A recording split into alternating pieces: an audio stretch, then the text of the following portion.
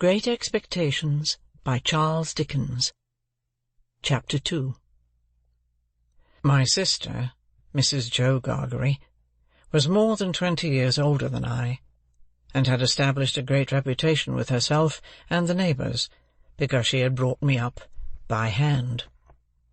Having at that time to find out for myself what the expression meant, and knowing her to have a hard and heavy hand, and to be much in the habit of laying it upon her husband as well as upon me, I suppose that Joe Gargery and I were both brought up by hand. She was not a good-looking woman, my sister, and I had a general impression that she must have made Joe Gargery marry her by hand. Joe was a fair man, with curls of flaxen hair on each side of his smooth face, and with eyes of such a very undecided blue that they seemed to have somehow got mixed with their own whites. He was a mild, good-natured, sweet-tempered, easy-going, foolish, dear fellow, a sort of Hercules in strength, and also in weakness. My sister, Mrs. Joe, with black hair and eyes, had such a prevailing redness of skin that I sometimes used to wonder whether it was possible she washed herself with a nutmeg grater instead of soap. She was tall and bony, and almost always wore a coarse apron, fastened over her figure behind with 2 loops, and having a square, impregnable bib in front, that was stuck full of pins and needles. She made it a powerful merit in herself, and a strong reproach against Joe, that she wore this apron so much, though I really see no reason why she should have worn it at all, or why, if she did wear it at all, she should not have taken it off every day of her life. Joe's forge adjoined our house, which was a wooden house, as many of the dwellings in our country were, most of them at that time. When I ran home from the churchyard, the forge was shut up, and Joe was sitting alone in the kitchen. Joe and I being fellow-sufferers, and having confidences as such, Joe imparted a confidence to me the moment I raised the latch of the door and peeped in at him, opposite to it, sitting in the chimney-corner. "Mrs. Joe has been out a dozen times looking for you, Pip, and she's out now, making it a baker's dozen." "Is she?" "Yes, Pip," said Joe, "and what's worse, she's got Tickler with her." At this dismal intelligence, I twisted the only button on my waistcoat round and round, and looked in great depression at the fire. Tickler was a wax-ended piece of cane, worn smooth by collision with my tickled frame. "She sot down," said Joe, "and she got up, and she made a grab at Tickler, and she rampaged out. That's what she did," said Joe, slowly clearing the fire between the lower bars of the poker, and looking at it. "She rampaged out, Pip." "Has she been gone long, Joe?" I always treated him as a larger species of child, and as no more than my equal. "Well," said Joe, glancing up at the Dutch clock, "she's been on the rampage, this last spell, about 5 minutes, Pip. She's a-comin'. Get behind the door, old chap, and have the jack-towel betwixt you." I took the advice. My sister, Mrs. Joe, throwing the door wide open, and finding an obstruction behind it, immediately divined the cause, and applied Tickler to its further investigation. She concluded by throwing me, I often served as a connubial missile, at Joe, who, glad to get hold of me on any terms, passed me on into the chimney, and quietly fenced me up there with his great leg. "Where have you been, you young monkey?" said Mrs. Joe, stamping her foot. "Tell me directly what you been doing to wear me away with fret and fright and worrit, or I'd have you out of that corner if you was 50 pips, and he was 500 Gargeries." "I have only been to the churchyard," said I from my stool, crying and rubbing myself. "Churchyard?" repeated my sister. "If it warn't for me, you'd have been to the churchyard long ago, and stayed there. Who brought you up by hand?" "You did," said I. "And why did I do it, I should like to know?" exclaimed my sister. I whimpered. "I don't know." "I don't," said my sister. "I'd never do it again. I know that. I may truly say I've never had this apron of mine off since born you were. It's bad enough to be a blacksmith's wife, and him a Gargery, without being your mother." My thoughts strayed from that question as I looked disconsolately at the fire. For the fugitive out on the marshes with the iron leg, the mysterious young man, the file, the food, and the dreadful pledge I was under to commit a larceny on those sheltering premises, rose before me in the avenging coals. "Ha!" said Mrs. Joe, restoring Tickler to his station. "Churchyard, indeed! You may well say churchyard, you two." One of us, by the by, had not said it at all. "You'll drive me to the churchyard betwixt you, one of these days, and oh, a precious pair you'd be without me." As she applied herself to set the tea things, Joe peeped down at me over his leg, as if he were mentally casting me and himself up, and calculating what kind of pair we practically should make under the grievous circumstances foreshadowed. After that, he sat feeling his right side, flaxen curls and whisker, and following Mrs. Joe about with his blue eyes, as his manner always was at squally times. My sister had a trenchant way of cutting our bread and butter for us that never varied. First, with her left hand, she jammed the loaf hard and fast against her bib, where it sometimes got a pin in it, and sometimes a needle, which we afterwards got into our mouths. Then she took some butter, not too much, on a knife, and spread it on the loaf, in an apothecary kind of way, as if she were making a plaster, using both sides of the knife with a slapping dexterity, and trimming and moulding the butter off around the crust. Then she gave the knife a final smart wipe on the edge of the plaster, and then sawed a very thick round off the loaf, which she finally, before separating from the loaf, hewed into 2 halves, of which Joe got one, and I the other. On the present occasion, though I was hungry, I dared not eat my slice. I felt that I must have something in reserve for my dreadful acquaintance and his ally, the still more dreadful young man. I knew Mrs. Joe's housekeeping to be of the strictest kind, and that my larcenous researches might find nothing available in the safe. Therefore I resolved to put my hunk of bread and butter down the leg of my trousers. The effort of resolution necessary to the achievement of this purpose I found to be quite awful. It was as if I had to make up my mind to leap from the top of a high house, or plunge into a great depth of water, and it was made the more difficult by the unconscious Joe. In our already mentioned freemasonry as fellow-sufferers, and in his good-natured companionship with me, it was our evening habit to compare the way we bit through our slices, by silently holding them up to each other's admiration now and then, which stimulated us to new exertions. To-night, Joe several times invited me, by the display of his fast-diminishing slice, to enter upon our usual friendly competition. But he found me each time with my yellow mug of tea on one knee, and my untouched bread and butter on the other. At last, I desperately considered that the thing I contemplated must be done, and that it had best be done in the least improbable manner consistent with the circumstances. I took advantage of a moment when Joe had just looked at me, and got my bread and butter down my leg. Joe was evidently made uncomfortable by what he supposed to be my loss of appetite, and took a thoughtful bite out of his slice, which he didn't seem to enjoy. He turned it about in his mouth much longer than usual, pondering over it a good deal, and after all gulped it down like a pill. He was about to take another bite, and had just got his head on one side for a good purchase on it, when his eye fell on me, and he saw that my bread and butter was gone. The wonder and consternation with which Joe stopped on the threshold of his bite and stared at me were too evident to escape my sister's observation. "What's the matter now?"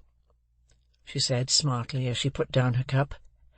"I say, you know," muttered Joe, shaking his head at me in very serious remonstrance. "Pip, old chap, you'll do yourself a mischief. It'll stick somewhere. You can't have chawed it, Pip. What's the matter now?" repeated my sister more sharply than before. "If you can cough any trifle on it up, Pip, I'd recommend you to do it," said Joe, all aghast. "Manners is manners, but still your health's your health." By this time my sister was quite desperate, so she pounced on Joe, and taking him by the 2 whiskers, knocked his head for a little while against the wall behind him, while I sat in the corner, looking guiltily on. "Now, perhaps you'll mention what's the matter," said my sister, out of breath. "You staring, great, stuck pig." Joe looked at her in a helpless way, then took a helpless bite, and looked at me again. "You know, Pip," said Joe solemnly, with his last bite in his cheek, and speaking in a confidential voice, as if we were quite alone, "you and me is always friends, and I be the last to tell upon you any time. But such a—" He moved his chair, and looked about the floor between us, and then again at me. "Such a most uncommon bolt is that. Been bolting his foot, has he?" cried my sister. "You know, old chap," said Joe, looking at me, and not at Mrs. Joe, with his bite still in his cheek, "I bolted myself when I was your age, frequent. And as a boy I've been among a many bolters. But I never see your bolting equal yet, Pip, and it's a mercy you ain't bolted dead." My sister made a dive at me, and fished me up by the hair, saying nothing more than the awful words, "You come along and be dozed." Some medical beast had revived tar-water in those days, as a fine medicine, and Mrs. Joe always kept a supply of it in the cupboard, having a belief in its virtues correspondent to its nastiness. At the best of times, so much of this elixir was administered to me as a choice restorative, that I was conscious of going about smelling like a new fence. On this particular evening, the urgency of my case demanded a pint of this mixture, which was poured down my throat, for my greater comfort, while Mrs. Joe held my head under her arm, as a boot would be held in a boot-jack. Joe got off with a half a pint, but was made to swallow that, much to his disturbance as he sat slowly munching and meditating before the fire, because he had a turn. Judging from myself, I should say he certainly had a turn afterwards, if he had had none before. Conscience is a dreadful thing when it accuses man or boy, but when, in the case of a boy, that secret burden co-operates with another secret burden down the leg of his trousers, it is, as I can testify, a great punishment. The guilty knowledge that I was going to rob Mrs. Joe— I never thought I was going to rob Joe, for I never thought of any of the housekeeping property as his— united to the necessity of always keeping one hand on my bread and butter as I sat, or when I was ordered about the kitchen on any small errand, almost drove me out of my mind. Then, as the marsh winds made the fire glow and flare, I thought I heard the voice outside of the man with the iron on his leg who had sworn me to secrecy, declaring that he couldn't and wouldn't starve until tomorrow, but must be fed now. At other times I thought, what if the young man, who was with so much difficulty restrained from imbruing his hands in me, should yield to a constitutional impatience, or should mistake the time, and should think himself accredited to my heart and liver to-night, instead of tomorrow. If ever anybody's hair stood on end with terror, mine must have done so then, but perhaps nobody's ever did. It was Christmas Eve, and I had to stir the pudding for next day, with a copper stick, from 7 to 8 by the Dutch clock. I tried it with the load upon my leg, and that made me think afresh of the man with the load on his leg, and found the tendency of the exercise to bring the bread and butter out at my ankle quite unmanageable. Happily, I slipped away, and deposited that part of my conscience in my garret bedroom. "Hark!" said I, when I had done my stirring, and was taking a final warm in the chimney corner before being sent up to bed. "Was that great guns, Joe?" "Ah!" said Joe, "there's another convict off." "What does that mean, Joe?" said I. Mrs. Joe, who always took explanations upon herself, said snappishly, "Escaped! Escaped!" administering the definition like tar-water. While Mrs. Joe sat with her head bending over her needlework, I put my mouth into the forms of saying to Joe, "What's a convict?"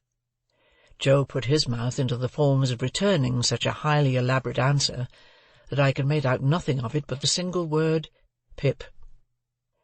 "There was a convict off last night," said Joe aloud, "after sunset gone, and they fired warning of him, and now it appears they're firing warning of another." "Who's firing?" said I. "Drat that boy!" interposed my sister, frowning at me over her work. "What a questioner he is! Ask no questions, and you'll be told no lies."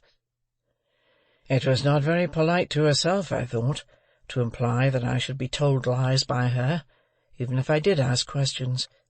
But she never was polite, unless there was company. At this point Joe greatly augmented my curiosity by taking the utmost pains to open his mouth very wide, and to put it into the form of a word that looked to me like sulks. Therefore I naturally pointed to Mrs. Joe, and put my mouth into the form of saying, "her." But Joe wouldn't hear of that at all, and again opened his mouth very wide, and shook the form of a most emphatic word out of it, but I could make nothing of the word. "Mrs. Joe," said I, as a last resort, "I should like to know, if you wouldn't mind much, where the firing comes from." "Lord bless the boy!" exclaimed my sister, as if she didn't quite mean that, but rather the contrary. "From the hulks." "Oh," said I, looking at Joe. "Hulks." Joe gave a reproachful cough, as much as to say, "Well, I told you so." "And please, what's hulks?" said I. "That's the way with this boy," exclaimed my sister, pointing me out with her needle and thread, and shaking her head at me. "Answer him one question, and he'll ask you a dozen directly. Hulks are prison ships, right across the meshes." We always use that name for marshes in our country. "I wonder who's put into prison ships, and why they're put there," said I, in a general way, and with quiet desperation. It was too much for Mrs. Joe, who immediately rose. "I tell you what, young fellow," said she, "I didn't bring you up by hand to badger people's lives out. It would be blame to me, and not praise, if I had. People are put in the hulks because they murder, and because they rob and forge, and do all sorts of bad, and they always begin by asking questions. Now, you get along to bed." I was never allowed a candle to light me to bed, and as I went upstairs in the dark, with my head tingling from Mrs. Joe's thimble having played the tambourine upon it, to accompany her last words, I felt fearfully sensible of the great convenience that the hulks were handy for me. I was clearly on my way there. I had begun by asking questions, and I was going to rob Mrs. Joe. Since that time, which is far enough away now, I've often thought that few people know what secrecy there is in the young under terror, no matter how unreasonable the terror, so that it be terror. I was in mortal terror of the young man who wanted my heart and liver. I was in mortal terror of my interlocutor, with the iron leg. I was in mortal terror of myself, from whom an awful promise had been extracted. I had no hope of deliverance through my all-powerful sister, who repulsed me at every turn. I am afraid to think of what I might have done, on requirement, in the secrecy of my terror. If I slept at all that night, it was only to imagine myself drifting down the river on a strong spring tide to the hulks, a ghostly pirate calling out to me through a speaking trumpet, as I passed the gibbet station, that I had better come ashore and be hanged there at once, and not put it off. I was afraid to sleep, even if I had been inclined, for I knew that at the first faint dawn of morning I must rob the pantry. There was no doing it in the night, for there was no getting a light by easy friction then. To have got one, I must have struck it out of flint and steel, and I made a noise like the very pirate himself rattling his chains. As soon as the great black velvet pall outside my little window was shot with grey, I got up and went downstairs, every board upon the way, and every crack in every board, calling after me, "Stop thief!" and "Get up, Mrs. Joe!" In the pantry, which was far more abundantly supplied than usual, owing to the season, I was very much alarmed by a hare hanging up by its heels, whom I rather thought I caught when my back was half turned, winking. I had no time for verification, no time for selection, no time for anything, for I had no time to spare. I stole some bread, some rind of cheese, about half a jar of mincemeat, which I tied up in my pocket-handkerchief with my last night's slice, some brandy from a stone bottle, which I decanted into a glass bottle I had secretly used for making that intoxicating fluid, Spanish licorice water, up in my room, diluting the stone bottle from a jug in the kitchen cupboard, a meat bone with very little on it, and a beautiful round compact pork pie.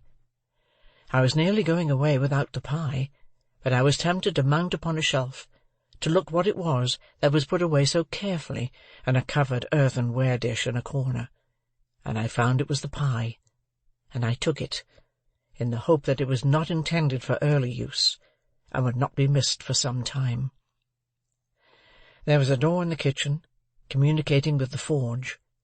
I unlocked and unbolted that door, and got a file from among Joe's tools.